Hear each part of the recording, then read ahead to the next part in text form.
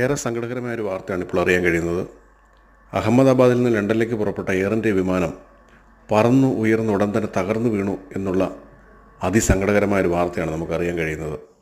242 പേരുണ്ടായിരുന്ന വിമാനത്തിൽ രാജ്യത്തിൻ്റെ വിവിധ പ്രദേശങ്ങളിലുള്ളവർ യാത്ര ചെയ്തു എന്ന് വേണം മനസ്സിലാക്കാൻ.